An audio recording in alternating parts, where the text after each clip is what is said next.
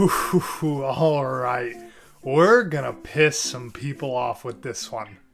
But here we go.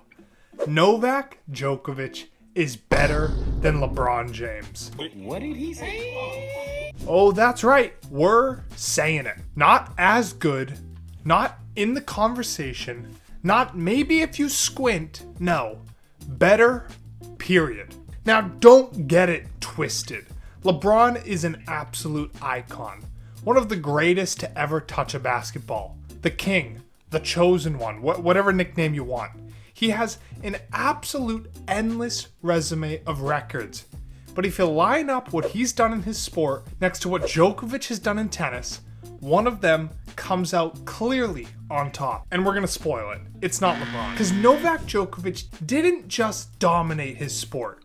He rewrote it. He broke every meaningful record across nearly every surface against the toughest competition in history.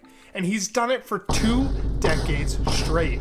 With zero safety net, no teammates, no second chances. You lose once in tennis, you're out. There's no Game 7 bailout. There's no let my teammate carry me for a night. It's you alone carrying the weight of your career every single week. And Novak didn't just survive that world. He thrived in it. He bent it to his will. Meanwhile, LeBron, yes, again, he's incredible. But he's lived in a world where you can lose 4 playoff games and still win the title. A world where longevity stats stack up by just hanging around. Where team dynamics and draft picks play as much of a role as individual greatness. So today we're breaking it all down. Titles, records, longevity, rivals, context, and by the end, you'll understand exactly why Djokovic's resume is more impressive than LeBron's. But before we dive deep into the numbers and the debates, do us a favor, smash that subscribe button, drop a like if you love seeing tennis actually talked about on YouTube. Hot Take Tennis is all about putting tennis first and front and center in the GOAT conversations it deserves to be in. So if you want more of that, support the channel. And thanks so much. All right, let's start with the man who made tennis hell for an entire generation, Novak Djokovic. So let's start by laying out the cold, hard numbers. Djokovic has 100 career titles. Only Jimmy Connors and Roger Federer have more in the Open era. But the quality of those titles, that's where Novak leaves everyone in the dust. 24 Grand Slam titles, the most in men's tennis history. That's not just a record, it's Mount Everest. Federer stopped at 20, Nadal broke himself getting to 22. Novak, he blew past them and added 2 more for good measure. 40 Masters 1000 titles, another all-time record. He's the only man to win all 9 Masters tournaments, not once, but at least twice. Nobody else has ever done that. Federer couldn't, Nadal couldn't. Novak checked all of them off the list and then circled back for seconds. 7 ATP Finals titles, the year-end championship of the 8 best players in the world. He owns that record too. Olympic gold in Paris 2024, completing the career Golden Slam. That's all 4 majors and Olympic gold. The only men who've ever done it, Andre Agassi, Rafael Nadal, and Novak Djokovic. And only Novak has done it with this much dominance everywhere else. And let's not forget the streaks. He's won a title in 20 consecutive seasons from 2006 to 2025. Nobody, and we mean nobody else in men's tennis has even sniffed that kind of longevity. He's the oldest man to ever make semifinals at all 4 slams in a single season. He has more top 10 wins than anyone else in history, over 260. Think about that. That's more than Federer, more than Nadal, more than anyone. And he did all of this against 2 other all-time legends in Federer and Nadal, plus Andy Murray at his peak, plus a revolving door of younger talents desperate to take him down.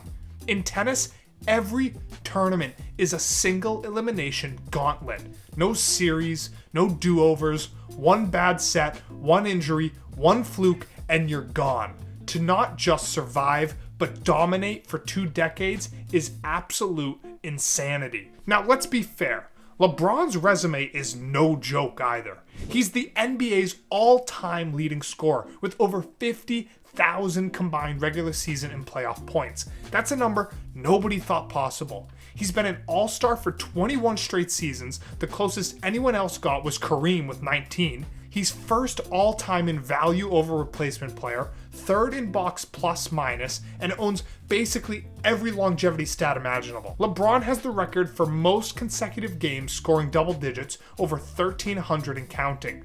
He's the only player to average 25 plus points per game for 20 straight seasons. He's got 4 championships, 4 MVPs, 13 All-NBA first-team selections, and a resume that cements him in the NBA Mount Rushmore conversation. And basketball is brutal on the body in a different way. 82-game seasons, constant travel, massive physical collisions. LeBron kept himself in shape, spent millions a year on his body, and extended his prime well into his late 30s and even 40s. The man is an alien. There's no question about it. But here's the thing. Basketball is a team sport. LeBron's greatness is partially tied to his teammates, his supporting cast, his coaches. Yes, he's the greatest of his generation, but he wasn't undefeated. He lost 6 NBA finals. He's had teammates like Dwayne Wade, Kyrie Irving, Anthony Davis, Chris Bosh, all helping him chase rings. And because the NBA has series, not single elimination, his losses don't weigh the same way Djokovic's would in tennis. Djokovic literally can't afford to have 4 bad nights in the same tournament. If he has 1 bad night, he's out. That difference matters. Now here's where things really separate Djokovic from LeBron. The caliber of their rivals.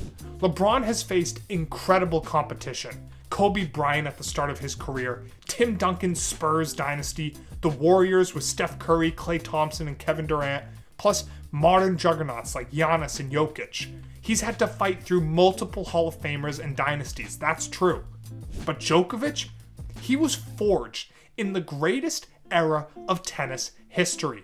His rivals weren't just good, they were the best ever. Roger Federer, arguably the most elegant and dominant player before Novak took the crown. Nadal, the undisputed king of clay, the most relentless competitor the sport has ever seen. Andy Murray, maybe the most underrated of them all, who would have been a multi-time slam legend in literally any other era.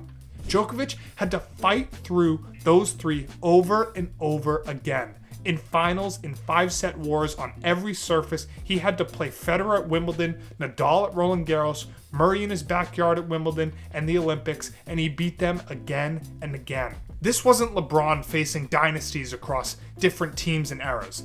This was Novak locked in a 3-way cage fight with 2 of the greatest players ever, every single season, for over a decade. And when the smoke cleared, Novak had more slams than Federer, more slams than Nadal, more Masters than both of them, more weeks at number 1 than anyone else in history.